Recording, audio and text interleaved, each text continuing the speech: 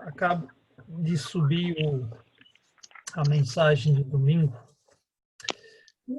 Vamos orar e também lembrar da Imaneia, pedir oração.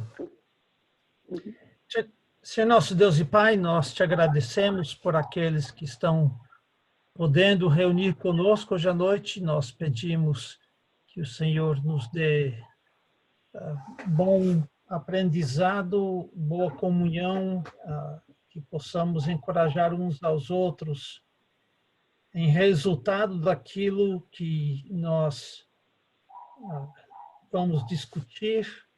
Obrigado pela oportunidade de estudar a tua palavra. Pedimos pelo pastor Arthur, que está com um pequeno contratempo, que logo ele consiga vir participar. Queremos também pedir pela irmã Neia, que não está tão bem hoje à noite. Pedimos que ela possa melhorar a dor de cabeça da rinite. Pedimos por outros que poderiam estar em missão, que o Senhor ainda os traga para participar dessa reunião e que seja uma bênção para todos que participam. Em nome de Cristo oramos. Amém. Amém. Tá certo. Então, nós vamos discutir pela última vez nesse estudo, 1 Pedro, e eu quero fazer, duas perguntas. Eu vou falar quais são as duas perguntas, depois eu vou fazer só a primeira, para depois fazer a segunda. A primeira pergunta que eu vou fazer é: o que você aprendeu que não sabia antes? Agora, eu sei que eu aprendi muita coisa que eu não sabia antes, mas eu estou procurando uma coisa marcante, uma coisa que realmente agarrou o seu coração e que você não sabia antes, que você viu pela primeira vez em nosso estudo. A segunda coisa, nós perdemos alguém? Alguém saiu? A segunda pergunta que eu vou perguntar é: como sua vida vai mudar desde esse estudo? Alguma decisão que você tomou, algum passo específico que você quer tomar? Então, essas são as duas perguntas. A primeira pergunta, então, o que você aprendeu que não sabia antes? Algo marcante, algo que realmente mexeu com você. Parece que a irmã Edair saiu.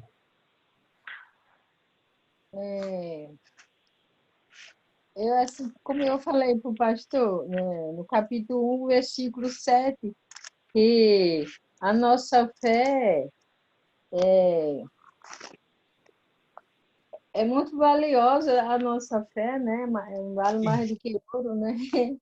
Então, aí eu estava pensando assim, e que lá em Lucas, capítulo 22, Jesus, quando foi lá para o Monte das Oliveiras, lá com os discípulos, ele mandou que os discípulos orassem para não entrar em tentação.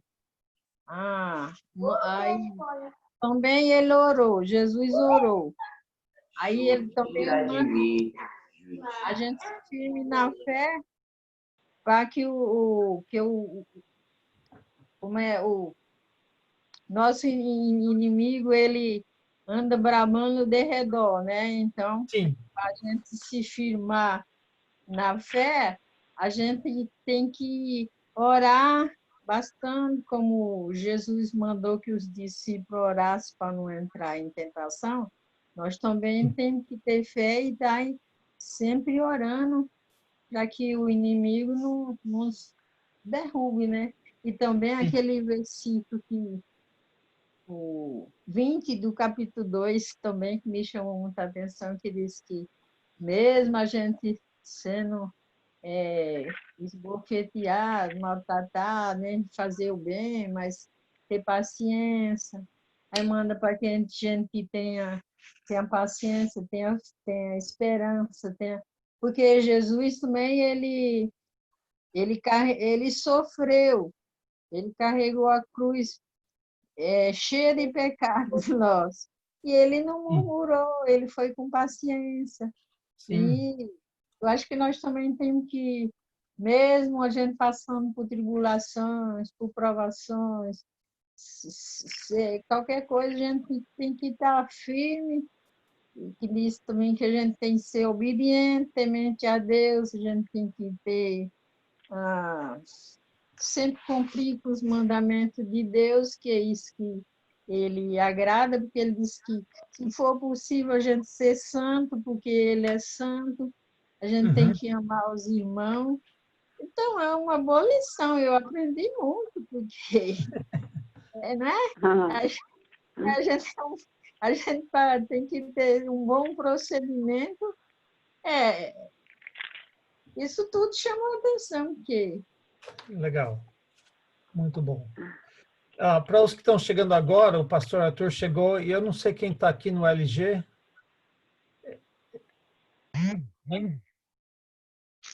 Rita. Quem? Rita. Tá.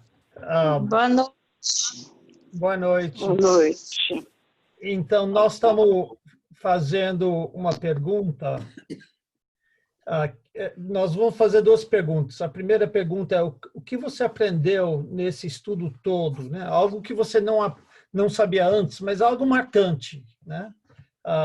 E a irmã Afra estava compartilhando. E depois a segunda pergunta que nós vamos fazer depois dessa primeira, eu estou só dando essa dica agora para a gente poder ir pensando, mas como sua vida vai mudar? Alguma decisão que você tomou, algum passo específico que você quer tomar, ou que você tomou? Então, a pergunta que nós estamos tentando responder agora: o que você aprendeu que não sabia antes? Algo marcante? Porque todos nós, como a irmã Afra mesmo falou, todos nós aprendemos muita coisa. Mas algo que realmente te pegou de surpresa?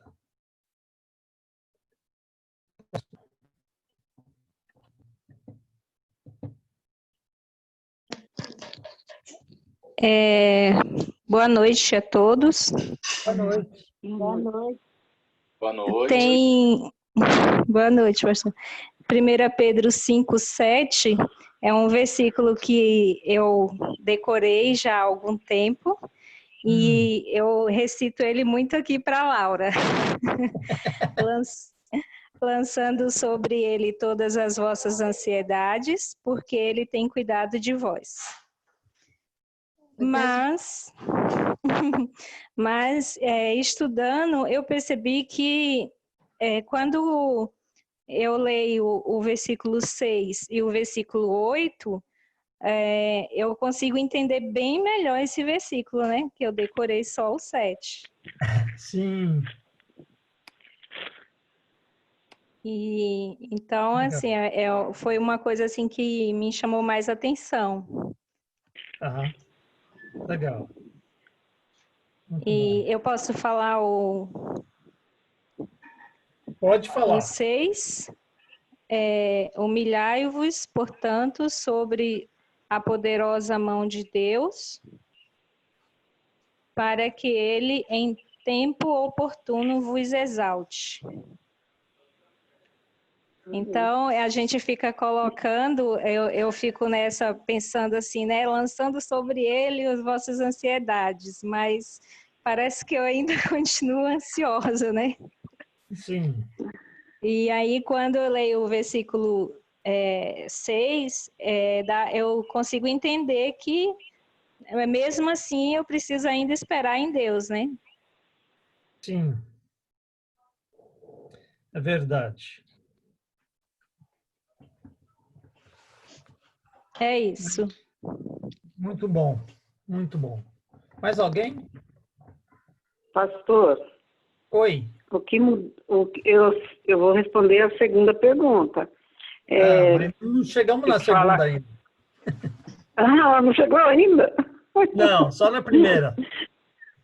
A primeira, eu gostei de tudo, né? Muito bom o livro.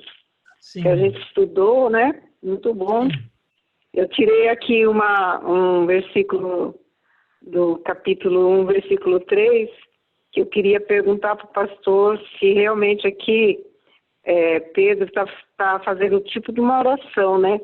Porque ele fala, bendito seja o Deus Pai de nosso Senhor Jesus Cristo, que segundo sua grande misericórdia nos gerou de novo para uma viva esperança, pela ressurreição de Jesus Cristo dentre os mortos. É uma oração que ele está fazendo, não é?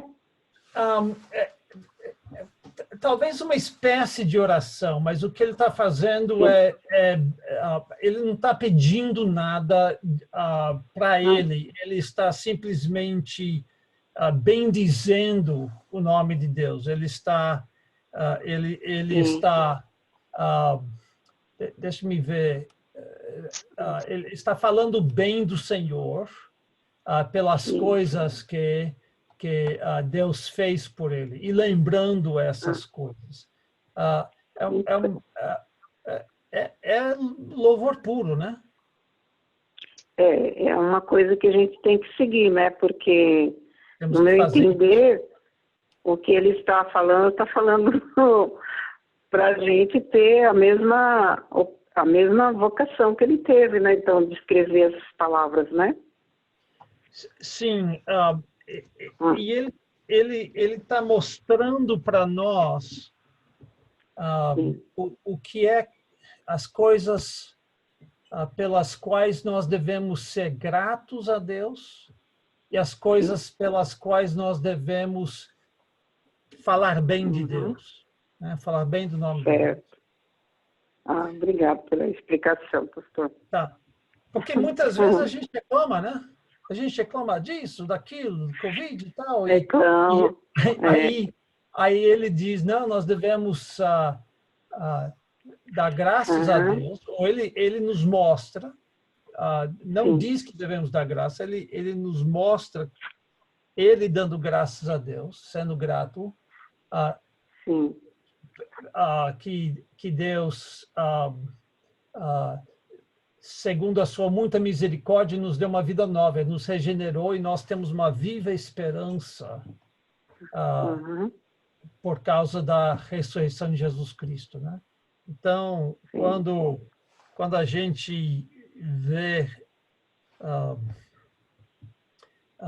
quando a gente começa a ficar desanimado, começa a ficar olhando só as coisas ruins, nós podemos dar graças a Deus pela viva esperança, né? Que é uma coisa garantida, mas futura. Tá bom. Obrigado pela explicação, viu, pastor? De nada. O resto foi muito bom. Legal. Mais alguém tem algo que quer compartilhar? Bom, eu vi que a gente sabe que tem muitos salmos que encorajam as pessoas a tirarem confiança e tal de Deus quando estão passando por problemas. E também a epístola de Filipenses, né, que fala muito sobre sofrimento e ter alegria mesmo no meio do sofrimento, mas eu não sabia tanto que essa epístola de 1 Pedro também falava muito consolo para pessoas que estão passando por problemas e dando com encorajamento, não somente o fato que Cristo passou também por sofrimento, mas também a esperança que nós temos da vida eterna no futuro. Então, encontrei mais um lugar para a gente se refugiar quando estamos em problemas. Muito bom. Bom. Mais alguém? Me chamou a atenção, que eu nunca tinha percebido antes, eu acho que essa é uma das passagens que você não encontra, talvez Efésios, né? Mas desse modo não tinha percebido, não tinha ouvido ainda, que é o capítulo 3, versículo 7. Isso me chamou bastante atenção. E diz que os maridos devem tratar sua esposa com discernimento, tendo consideração para com ela, para com a vossa mulher como parte mais frágil, tratai-a com dignidade, porque sois juntamente herdeiros da mesma graça de vida, para que não se interrompam as vossas orações. A gente lê o Antigo Testamento, a gente vê a lei ali, bem detalhada, e depois se lê um pouco quando tem aquele questionamento sobre casamento e divórcio. Parece que os homens não tinham tanto interesse assim de cuidar bem da sua esposa, né? E aqui a gente e se o homem não trata bem a sua esposa dentro do seu lar, as suas orações não são respondidas, são interrompidas, na verdade. Sim. Então, Muito bom. parece que os homens de Deus que Deus ouvia a oração, se eram casados, certamente eles cuidavam bem das suas esposas, né? Mas quando a gente volta para aquela questão do Novo Testamento, onde os fariseus estavam querendo pegar Jesus numa emboscada, eles não tratavam muito bem as suas esposas, por o modo dele de pensar com relação ao divórcio, né? Sim. E pegaram que a mulher em adultério, e a gente quer dizer, quer perguntar, ela está cometendo adultério sozinha? Pois é. Trouxeram só ela, né? Levaram só ela, né? Não levaram o marido, o cara, né? Porque Exato. homem pode, mas mulher não pode? Eu não sei.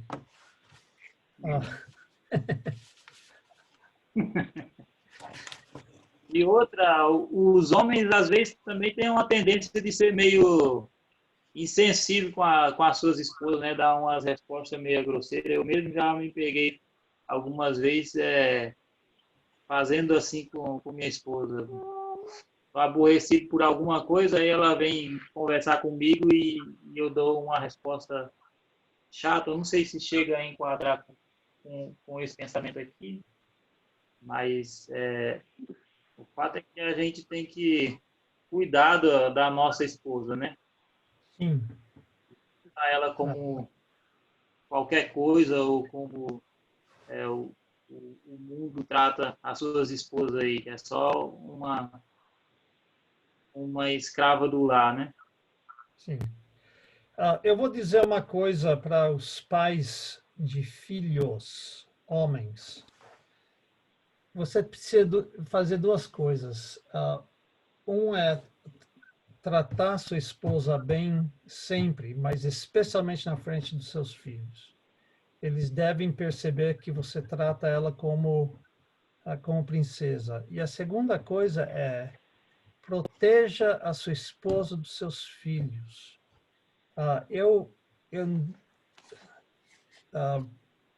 Meus pais eram bem consistentes quanto à disciplina física, mas garantido uma disciplina forte e robusta quando eu eu respondia para minha mãe ou maltratava ela. Se eu respondia para minha mãe, podia buscar a vara no ato, se meu pai estava por perto, ou se ela falasse. Recentemente ela disse assim, teu pai me protegia de vocês. 3 homens, né? E a gente sabia que nosso pai amava nossa mãe e que ele não permitia que a gente respondesse ou maltratasse ela. Nós tínhamos que tratar ela também bem. E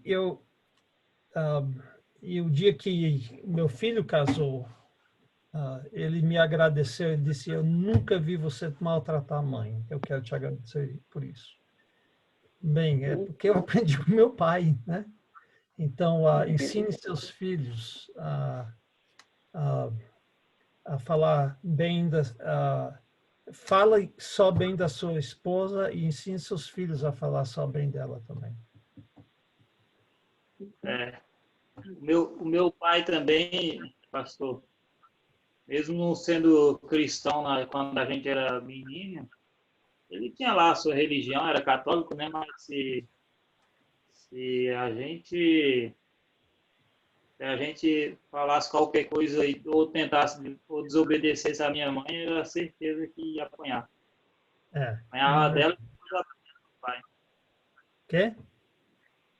Apanhava dela porque não fez o que ela falou, ou porque desobedeceu ela ali naquele momento. Depois, se ela falasse para meu pai que a gente tinha maltratado ela, era outra surra maior ainda. Apanhar de novo. É. É mais ou menos isso. Mais alguém? Uma coisa que me chamou bastante atenção, pastor Mark, desculpa não estar compartilhando a imagem, mas uma coisa que me chamou bastante atenção durante o estudo de 1 Pedro é como está entrelaçado o viver cristão e a nossa vida e o nosso relacionamento, não o viver cristão, mas a nossa vida aqui neste mundo e o nosso relacionamento com Deus. Como foi mencionado uns instantes atrás, a nossa oração pode ser interrompida se nós não estivermos vivendo bem com nossa esposa. Também o capítulo 4, no versículo 7, diz: ora, o fim de todas as coisas está próximo, né? Ele estava falando sobre maneira de reagir em relação ao sofrimento. Sede, portanto, criteriosos e sóbrios, a bem das vossas orações. Eu lembro quando a gente discutiu isso, uma das coisas que foi dita é que por conta desses sofrimentos nós vamos orar mais. Mas se minha leitura também está certa, parece que a maneira sóbria de vivermos permite que a nossa oração seja também por Deus ouvida. Né? A favor das nossas orações, nós devemos viver de maneira sóbria e criteriosa. Né? Nós vivemos num mundo mau, devemos viver de maneira honrada, de maneira sóbria e criteriosa, para que nossas orações também sejam atendidas. Também. E na verdade, o que eu ia dizer é mais ou menos isso que o pastor disse. O que eu percebi, trazendo o que a irmã Afra disse sobre o valor da nossa fé, é como a nossa fé, que é fixada no Evangelho, e é como um homem que estava afogando e alguém joga para ele uma boia salva-vidas e ele agarra essa boia como se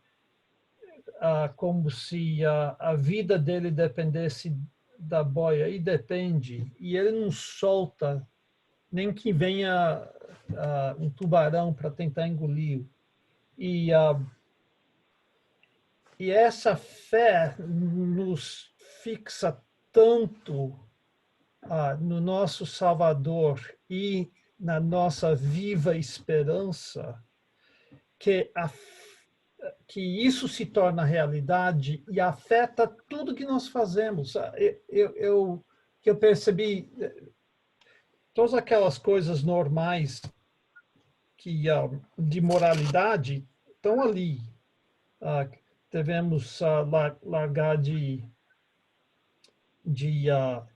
entrar nas farras, nas bebidas, nas sensualidades do nosso mundo, tudo isso. mas também influencia como nós tratamos nossa mulher, nosso marido, influencia como nós vivemos diante da perseguição e do maltrato dos outros, faz com que a vida se torne uma coisa séria, porque ela tem consequências eternas, faz com que cada aspecto da nossa vida é influenciada. Então, essa ideia de que a nossa fé é algo que toma conta do nosso ser. Não é algo que você pode simplesmente acrescentar à sua vida. É algo que penetra e afeta tudo que você faz.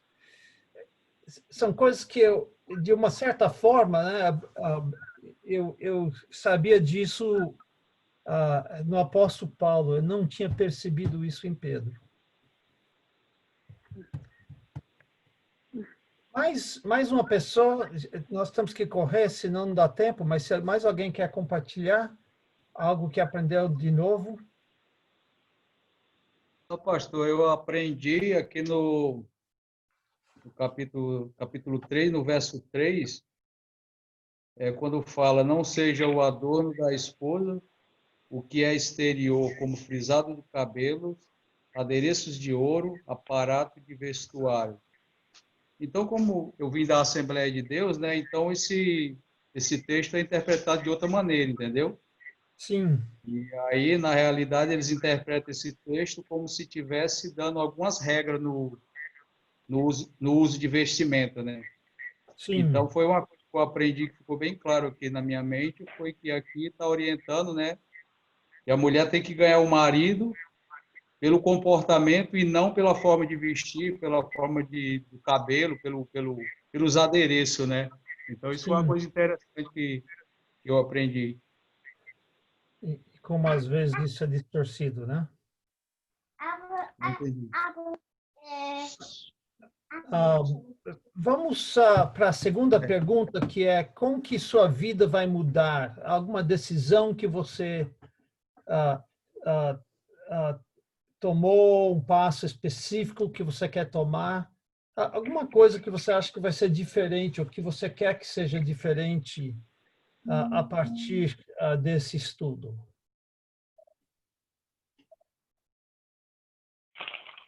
Perdão, pastor, pode repetir a pergunta? Sim, como que sua vida vai mudar? Ou como que você quer que sua vida mude à luz desse estudo de 1 Pedro? Né? Alguma decisão que você tomou, algum passo específico que você quer tomar? Alguma coisa que você quer que seja diferente do que antes de você estudar 1 Pedro? Eu quero que a minha vida seja diferente em vários aspectos, principalmente na leitura da palavra de Deus, porque tem coisas na Bíblia que eu nem conheço.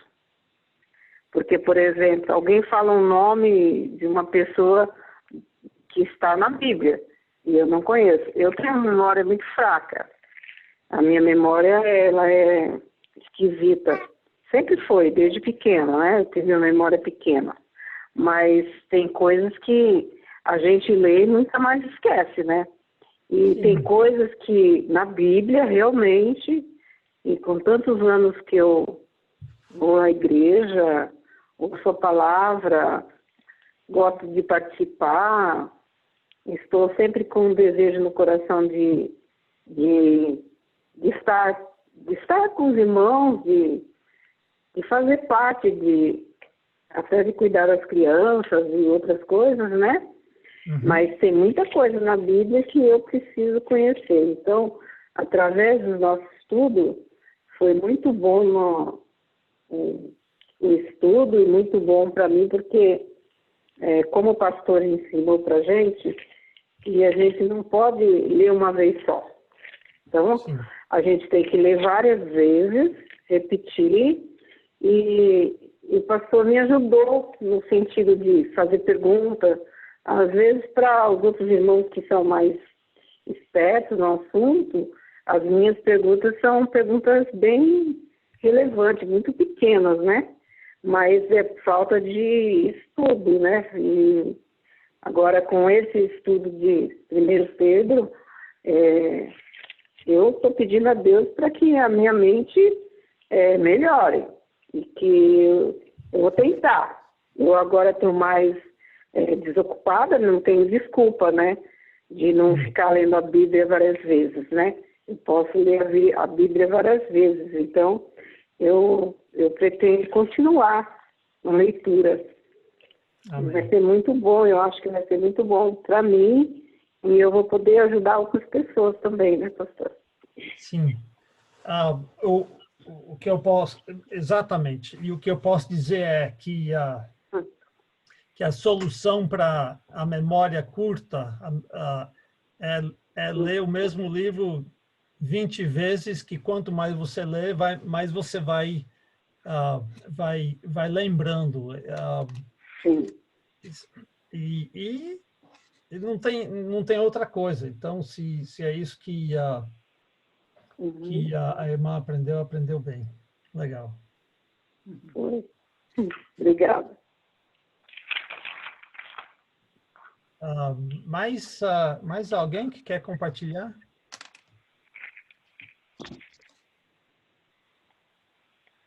O que eu posso dizer é que uma coisa que já começou a mudar esse estudo foi uma intensidade maior do que normalmente eu dou. E não era por obrigação e nada disso. É que minha mente ficou mais presa, mais girando em torno desse livro do que em outras ocasiões, quando eu leio. Eu faço minha leitura bíblica diária, né?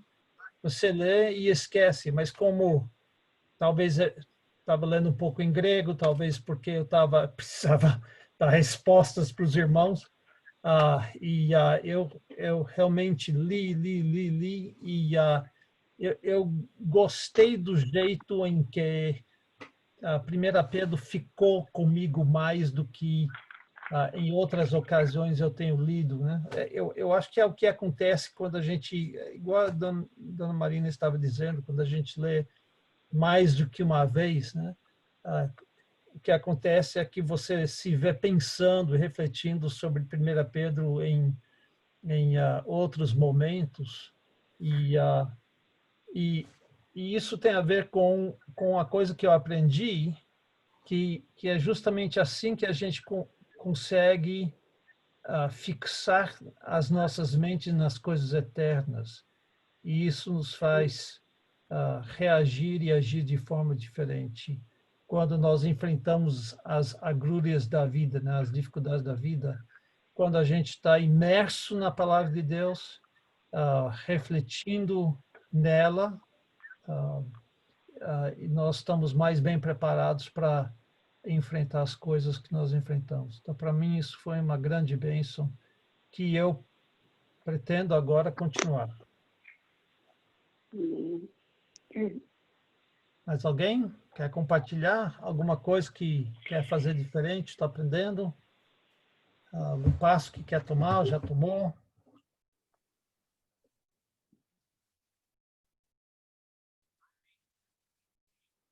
Deixa eu compartilhar com os irmãos em relação à atitude, né? De uma mudança de atitude.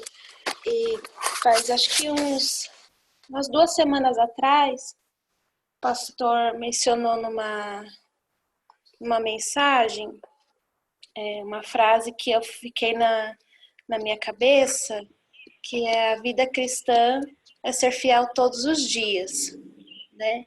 E falou que o arrependimento genuíno, ele gera uma mudança de atitude, gera uma transformação do coração, né? E aí, eu lendo carta de 1 Pedro, eu me deparei com o capítulo 4, o versículo 2 e o versículo 3, e fiquei pensando, quando ele fala que, para que no tempo que vos resta na carne, já não vivais de acordo com as paixões dos homens, mas segundo a vontade de Deus. E eu fiquei pensando, eu não sei quanto tempo me resta na carne.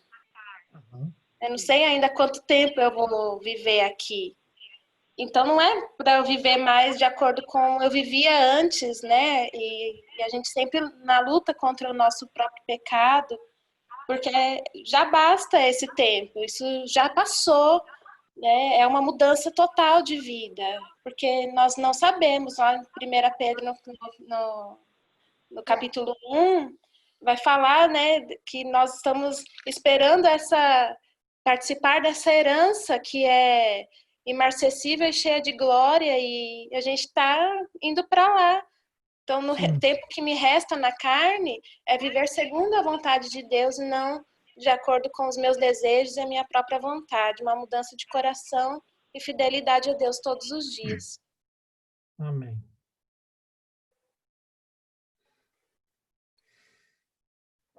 Mais alguém?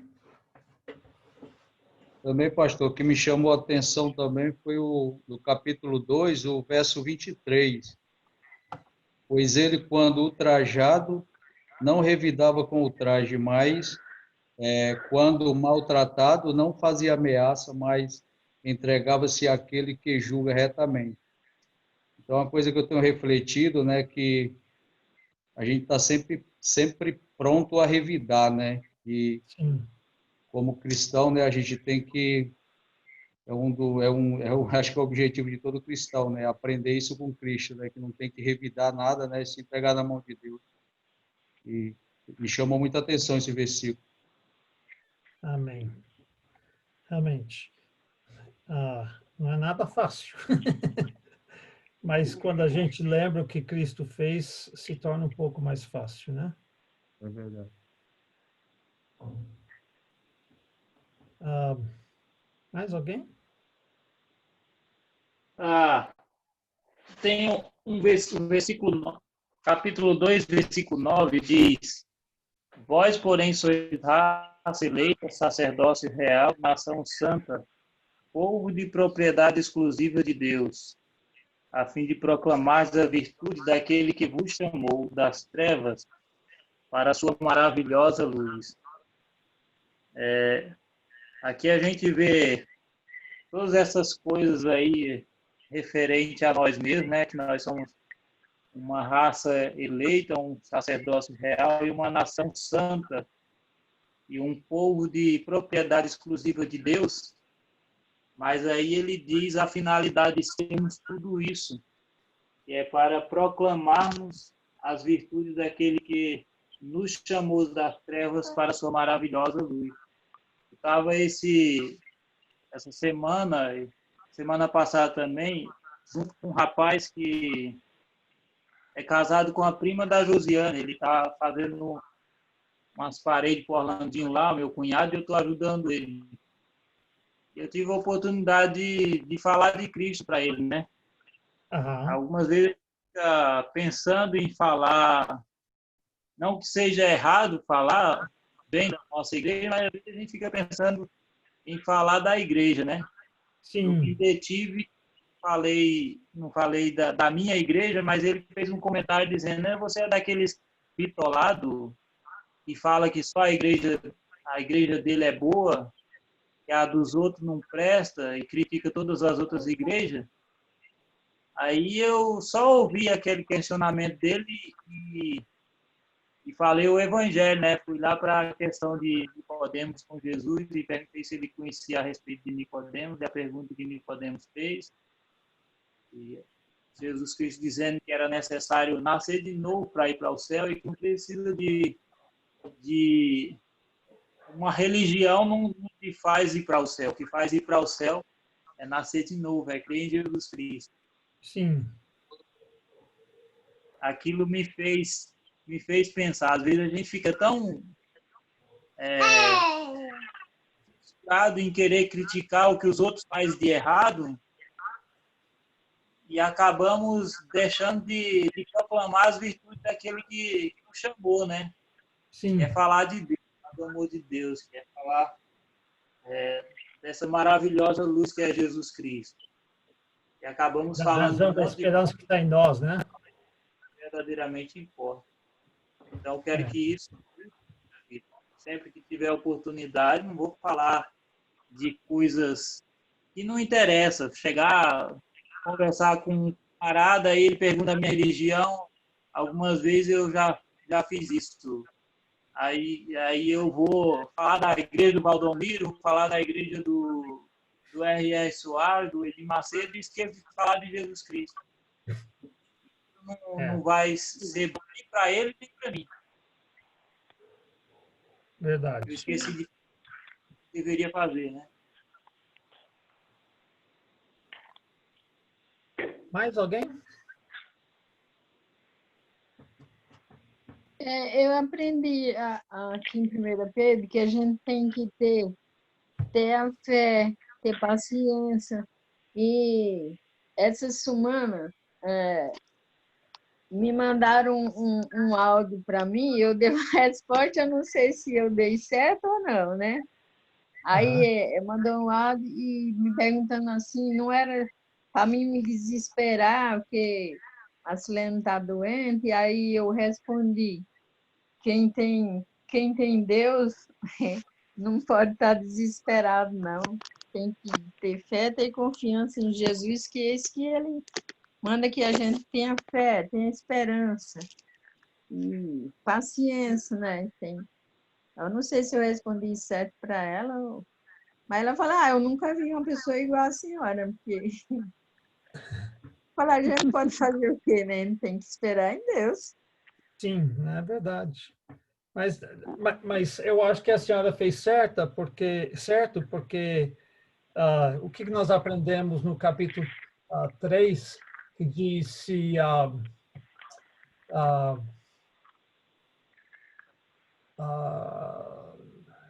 deixa-me achar.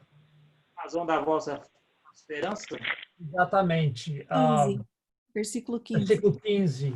Santificai a Cristo como Senhor em vosso coração, estando sempre preparados para responder a todo aquele que vos pedir razão da esperança que há em vós.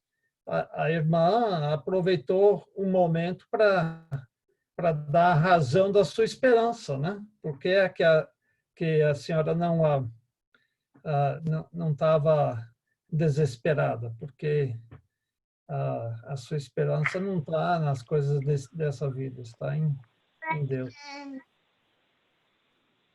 Eu acho que é isso. Muito bem. Mais alguém quer compartilhar alguma decisão que tomou, algum passo que quer tomar? Eu quero, pastor. Dá para ouvir? Dá para ouvir. 1 Pedro 3:4, que fala das mulheres que nós devemos ter um espírito manso e tranquilo. E isso foi o que me marcou nesse estudo, ter sempre o espírito manso e tranquilo. Amém. Mais alguém quer compartilhar alguma coisa algum passo que vai tomar, alguma decisão que tomou?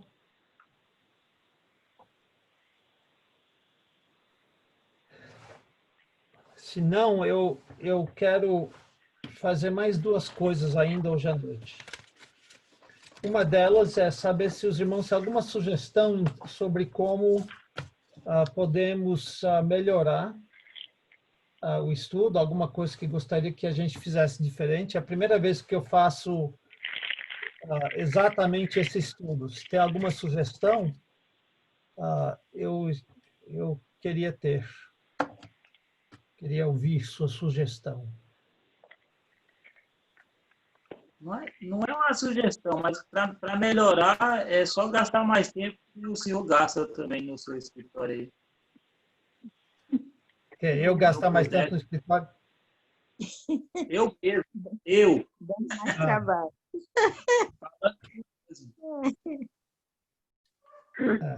Quanto mais a gente investe, mais a gente recebe, né? Se a gente gastar mais tempo lendo e pensando, refletindo, melhor. Mas alguma coisa que poderia fazer diferente, alguma coisa que não gostou, alguma sugestão positiva, reclamações são bem-vindas também.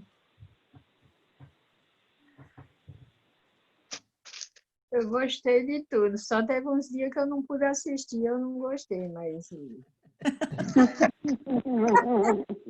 Nem nós não gostamos dos dias que não podia assistir, porque faz falta. Mas na minha que Marcelino me deu um outro celular e resolveu, mas o meu não estava querendo compartilhar, não. Não estava dando conta do recado. Celular descrente é assim mesmo, irmã Afra. Não deixa a gente nem participar do culto.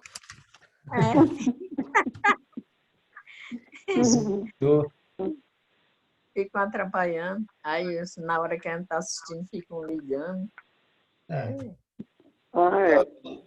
Tá vendo só, irmã Afra? A próxima pergunta, se quiser me falar no particular, eu realmente estou falando sincero, estou aberto a sugestões e não fica acanhado, não. A próxima pergunta é: querem continuar com mais um livro? Ou mais algum trecho? Alguém que não quer participar da próxima terça-feira, que já deu?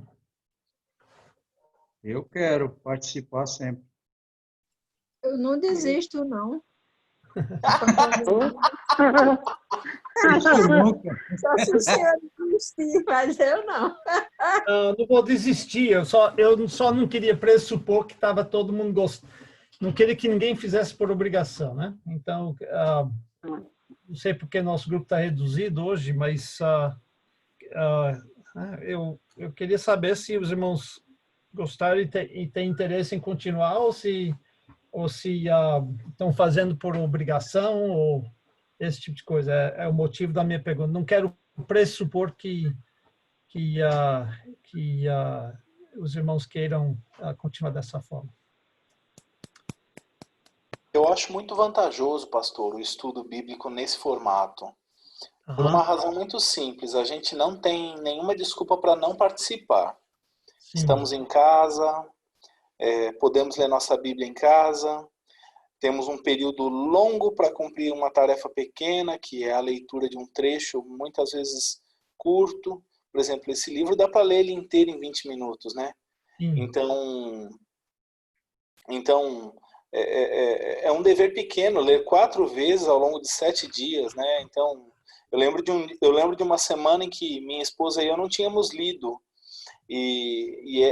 Era ler o livro inteiro uma vez só e ler 4 vezes um determinado capítulo. Eu falei, não, nós vamos cumprir toda a tarefa hoje. Ela falou, hoje? Eu falei, sim, agora. Tomamos o café da tarde antes do culto, antes da nossa reunião, nós já tínhamos lido. Então, toda a tarefa. Mas eu acho que é muito vantajoso. A grande peneira certamente será o tempo, né? Aqueles que têm mais interesse permanecerão ao longo do tempo. Mas eu acho que tem sido uma grande bênção e a gente sempre aprende, porque a palavra de Deus é uma fonte inesgotável de conhecimento, né?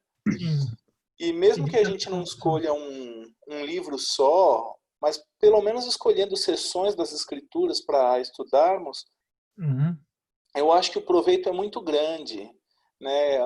É quase um tipo... Eu lembro quando eu comentei com o pastor Moisés que o irmão ia trabalhar aqui com a gente na igreja, não sabíamos naquela altura por quanto tempo, e o pastor Moisés disse, que bênção, vai ser um doutorado. O irmão sabe o apreço que ele tem pelo irmão, mas a coisa é assim, a gente aprende muito, e eu eu sinceramente eu lamento muito por quem não participa, né? É uma iniciativa abençoada, mas eu topo. Não participa. Deus abençoe o pastor Lailton que arrumou essas dificuldades em 1 Pedro para a gente estudar, e Deus abençoe ainda mais o senhor que se prontificou a responder as nossas indagações, né? Se eu posso fazer uma sugestão, só sugeriria que os irmãos mandassem para o pastor Mark perguntas com um pouco mais de antecedência, para no dia talvez ele chegar munido das respostas e desenrolar as respostas primeiro, talvez, alguma coisa assim. Isso talvez me ajudaria. Aqui em 1 Pedro, eu já tinha minhas ideias onde é que as dificuldades iriam estar, né? Mas nem todo livro é assim. Se me mandar com antecedência no WhatsApp particular ou até no grupo, isso ajuda de fato. Eu me lembro de um concílio, o senhor não estava presente. Tinha muita dúvida, estava todo mundo com uma cara muito de bravo. E eu lembro que o pastor Hilário perguntou, se levantou, falou: irmão, para encerrar, está todo mundo já cansado. Irmão, por favor, irmão, poderia dizer para nós, o irmão que está se candidatando ao ministério nesta igreja, quando foi que o Espírito Santo deixou João Batista? Aí todo mundo ficou se entreolhando, e o Felipe Soares virou e falou: olha, pastor, desculpa, eu não sei. Aí ele disse: nós também não, e eu acho bom a gente almoçar. Então tem coisas difíceis, mas tem outras que são impossíveis. Eu sei que o senhor sempre vai se esmerar para dar boas respostas. Se fosse pelo menos, né, teria até uma resposta. Quê? Se fosse pelo menos o rei Saul, mas João Batista. Então, a próxima coisa que nós temos que decidir, então, é que livro. Eu sei que um livro que teve muito fã semana passada foi Filipenses. Mas também tem a 1 Coríntios, não o livro todo, mas dos capítulos 12 a 14. E tem, se quiser estudar um livro do Antigo Testamento, tem Esther, tem Ruth, Amós é pequeno, Malaquias é pequeno. Isaías. Não, livro pequeno. Isaías daria para estudar um pedaço, né? Sessões. Isaías 55 é bom, né? 55 é bom, 53 é bom. Daria para pegar na segunda metade, eu digo metade, não é metade, do capítulo 40 ao capítulo 66, são 27 capítulos. E são 3 sessões, quase que de 9 capítulos cada. Então, daria para fazer, um pouco mais comprido, mas daria para fazer Isaías 40 a 48, ou 49 a 57, ou 58 a 66. Daria para fazer. Agora, 9 capítulos é 9 capítulos, não é 5, né? Mas daria para fazer dessa forma.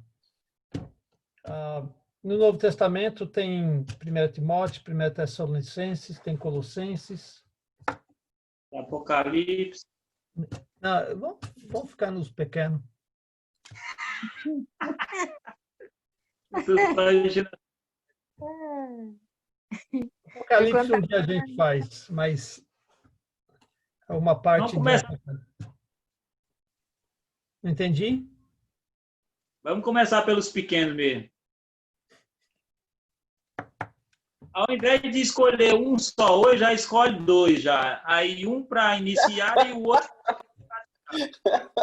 para terminar. Mas se a gente escolher um, aí se a gente mudar de ideia mais tarde, né? Eu prefiro só escolher um, porque se a gente escolher 2, um para fazer agora, um para fazer mais tarde, aí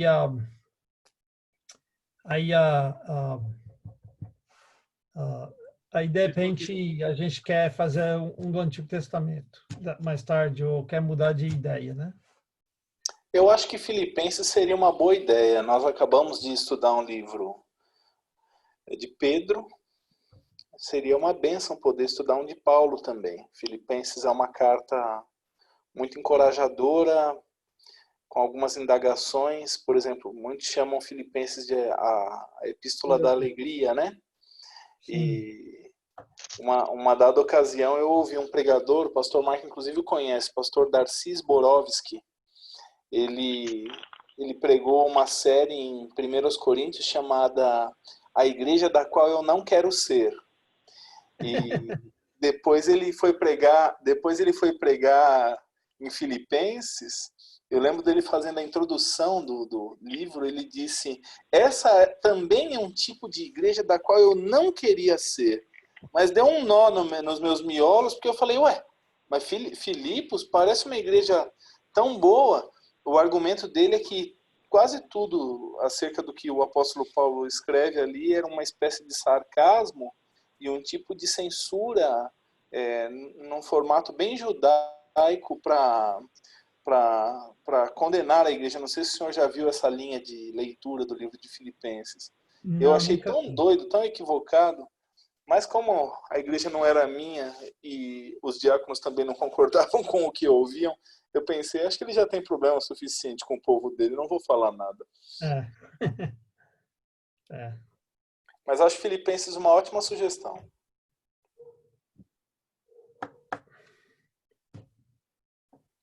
Eu quero que isso seja democrático. Filipenses. O que o senhor escolher tá bom. É o senhor que vai dar o cu? Não, eu quero que seja. Eu já falei que seja algo que todo mundo tá doido para estudar. O meu é o seguinte: tocar eu danço. Estou doido para estudar a Bíblia. Eu uma vez, quando eu estava estudando, que eu estava aprendendo a ler, eu li a Bíblia e eu vivia com a Bíblia na mão lendo. Aí teve gente que falou que eu ia ficar era doida. Você vai terminar ficando doida. Mas eu não fiquei, não, graças a Deus. Não fica não, sabe? Pelo menos aprendi a ler.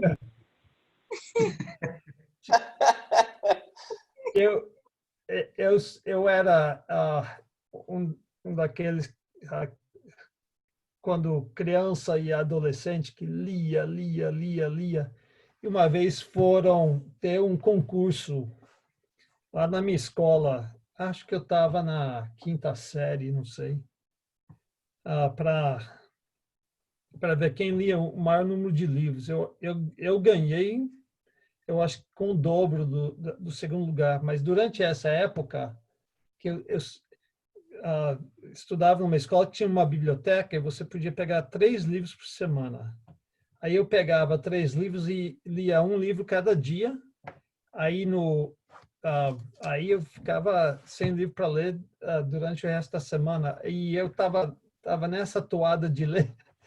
E a esposa de um pastor foi nos visitar no domingo. E ela disse para minha mãe: Dona Karen, o Marcos está lendo. Ela disse: eu sei, ele lê bastante, ele só lê. Ela disse assim: mas acabamos de almoçar? Não sei. Parece que ela achava que eu ia ficar doente ou doido por ler depois de almoçar, não sei. Ô, pastor Mark, o irmão morou em Minas quando moço, né? Quando menino.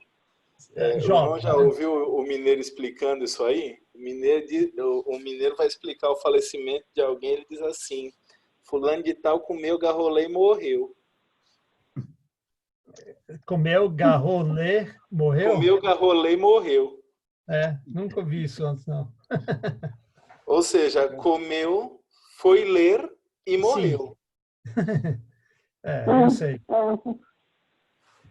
Já ouviu essa, irmã Marina? Não, ouvi não. Os antigos diziam, né? Os antigos diziam que muitas coisas eram proibidas, né?